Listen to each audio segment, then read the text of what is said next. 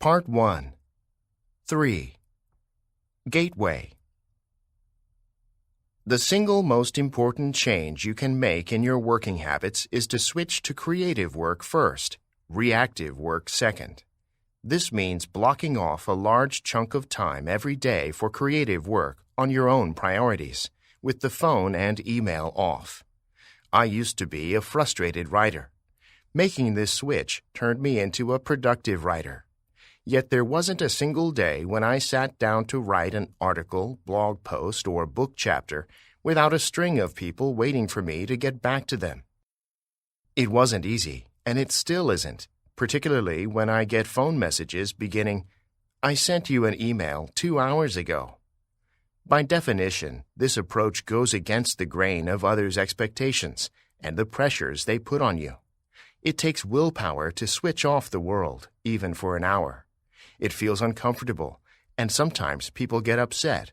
But it's better to disappoint a few people over small things than to abandon your dreams for an empty inbox. Otherwise, you're sacrificing your potential for the illusion of professionalism.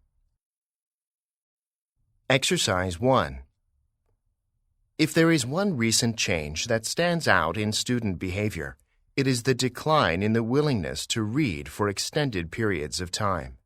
The reason is simply the competition reading faces. Until the mid-1980s, the only competition school really had was television. We still lived in a world that supported print literacy. There was still a collective memory about the experiences reading offered and a collective agreement about its value. That consensus is quickly passing away. When a teacher hands out a novel today, the first question in every student's mind is there a movie of this? If not, the next stop is the Internet, where some websites will provide short chapter-by-chapter summaries, commentaries, and analysis free of charge. These sites support themselves with the extensive advertising embedded within the summary articles, a good visual distraction from the boring text summary. Today, reading literature means reading about literature. Exercise 2. It is traditionally accepted that music is an art, that painting is an art, that theater is an art, no less than literature, and, for more than a century now, the cinema. Why not cooking? Its essential function of providing nourishment has caused us to forget that, in the hands of a great cook, a meal is capable of touching us as a love song does, of giving us joy, occasionally even of moving us to anger. To the extent that it detaches itself from tradition, which works to assign it to the status of an artisanal trade or craft based on repetition, and insofar as its purpose is to stir the emotions, cooking, which alone among the arts stimulates all of the senses at once, cannot be excluded from their company. Exercise 3. Melatonin helps regulate the timing of when sleep occurs by systemically signaling darkness throughout the organism. But melatonin has little influence on the generation of sleep itself, a mistaken assumption that many people hold. To make clear this distinction, think of sleep as the Olympic 100-meter race. Melatonin is the voice of the timing official that says, "Runners on your mark," and then fires the starting pistol that triggers the race.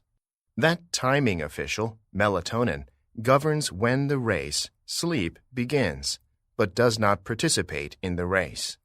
In this analogy, the sprinters themselves are other brain regions and processes that actively generate sleep.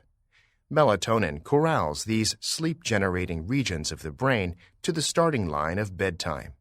Melatonin simply provides the official instruction to commence the event of sleep, but does not participate in the sleep race itself. Exercise 4. We do all kinds of things to avoid bad feelings, and often the cost of these efforts is that we don't get to enjoy life. The alternative is to accept our feelings in order to enjoy life. Acceptance doesn't mean you like something, want it, or even enjoy it. It's taking what is given, acknowledging what is, and having a willingness to let it be as it is. Accepting your feelings involves making space for them so you don't have to fight with them as much. I'm not talking about tolerating feelings, I mean welcoming or embracing them. It's not just tolerating an acquaintance, it's welcoming a friend, a companion. The unhealthy habits we do to avoid our feelings are totally normal. However, if you allow yourself to just feel your feelings, as yucky as they may be, you wouldn't need unhealthy habits. In other words, you're accepting the message from the messenger, but not letting the message take over or change your route. I've seen a lot of change, been through a lot of pain. Some things are not the